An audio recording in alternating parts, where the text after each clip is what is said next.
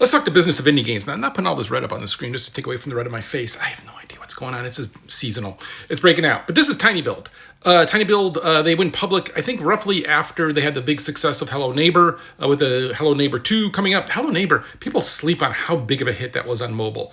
You can see here, they were in the 300s at one point, and now that's a ski slope, down to $6. And by the way, I'm being light here, but I don't make light of people's problems. But let's you know what I'm saying. Let's get in. And I'm just gonna keep it to one other, and this is Devolver. So Devolver also, both of these U.S. companies, both of these went on the British Stock Exchange, and they hit the mid 200s there as well. And we can see they're at 22.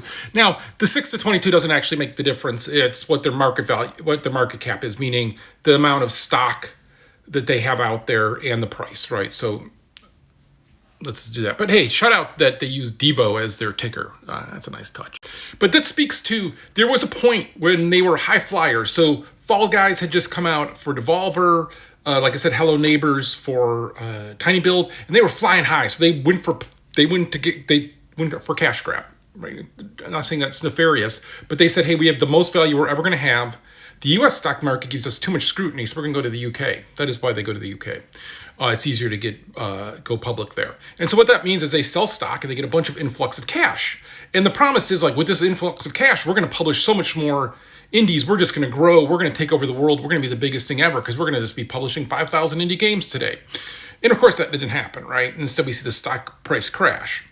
And now when they went public, it never made sense because their multiples were crazy. And what a multiple is let's say you make $500,000 a year with your business and you have a 2 multiple, meaning, hey, I'm going to buy your company and I'm going to buy it for $1 million because that's twice of what you made, the yearly revenue.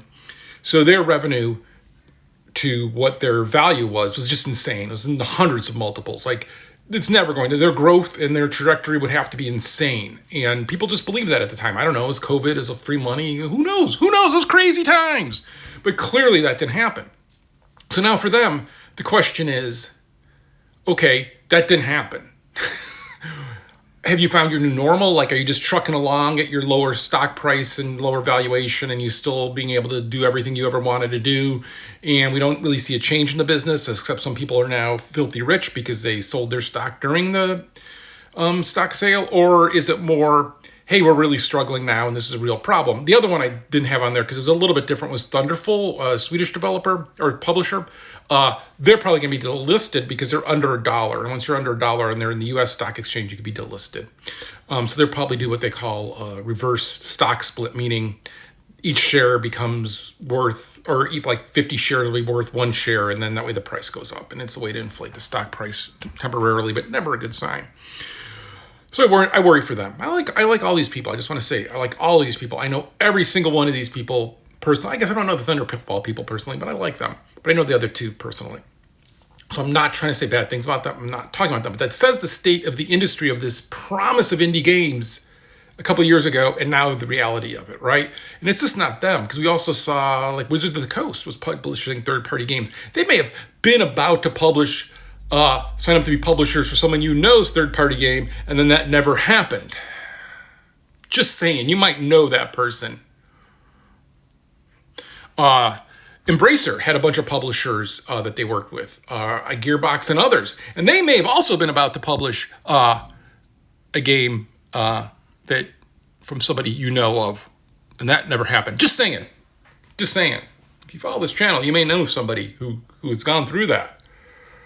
If you want to close a publisher down, come get this guy. Okay, but yeah, I had to make it about me, of course.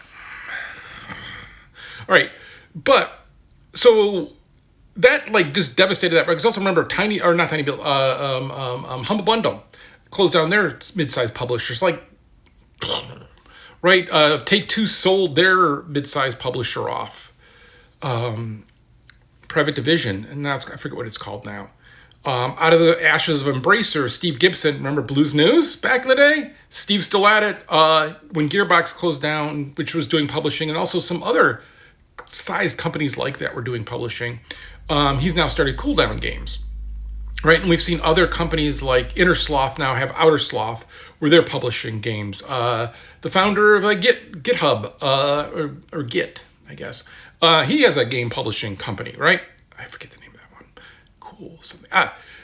Is it cool? No, that's. You go look it up. You can look it up. You got the internet right there.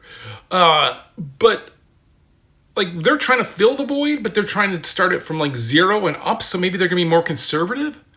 But like when I talk about like the disappearing of the middle and the mid-size indie games, the publishers tell that story, right? Because there were all these publishers and the promise, and yet you can make investments, and there was tens of millions of dollars. Like the valuation of Tiny Build at some point was just like $500 million. It was crazy. And I like the color orange. But like they were never going to have that happen. And that just crumbled and disappeared. And so, will these smaller companies, now these publishers starting up, I mean, even, Annapurna, which I think is still doing stuff, but I am not a fan of the family. What am I going to say? You shouldn't own an island of indigenous people. Just saying, Larry Ellison, you shouldn't. But like they've gotten different, and now I guess they've split off, and their new thing will grow. Hopefully, I like those people as well. But like it is a weird time. So when I was talking about like the other thing about the indie games saving it, like people who aren't just sitting back, but actually taking bets are having a hard time, right? So Valve is in the lucky position of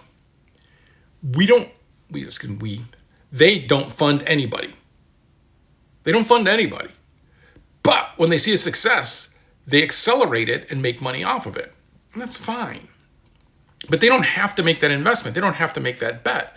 What I'm talking about now are the indie developer or the indie publishers that have to take that bet, who have to say, hey, I think you're going to make good games. Now, I'll tell you what they do right now is they go, what indie game have you had success on? Okay, we'll publish your next game. You new people? Yeah, get lost. We ain't taking a risk on you. We have no idea. Right now, there are other people who have, there's some influencers that crash and burned, rightfully so. And then some who have helped, right, and grown it. But it's a hard business to make that bet, to say and to look at something that's just paper or a rough prototype and go, this is going to be a success.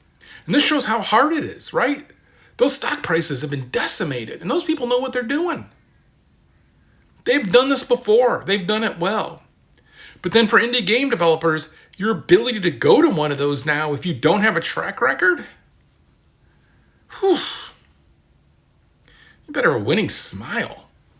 I mean, I'm not getting published because of my personality. But tell you what, go back 4 years ago. You thought I was a hothead then. And think about what I was talking about, and go back now and think I'm a hothead now. And you'll be like, oh yeah, no, I was just ahead of the curve.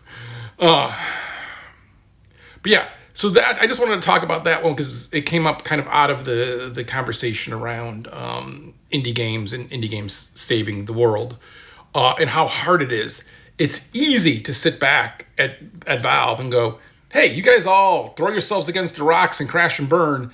Some of you will make it and we'll make money off of you, and some of you won't, and we'll cheer you on for the next one. But it's really hard to be the people who are out there going like, hey, I'm going to give you $1 million to go make your next game. $1 million, that's a low dollar amount too. But that's the reality of it, right? And again, not to say that like going public is all bad and everything, because getting that cash and so that you don't have to keep going to VCs to raise money adds stability and adds you to be able to make choices that are under your control in a different kind of way. Man, it did not work out.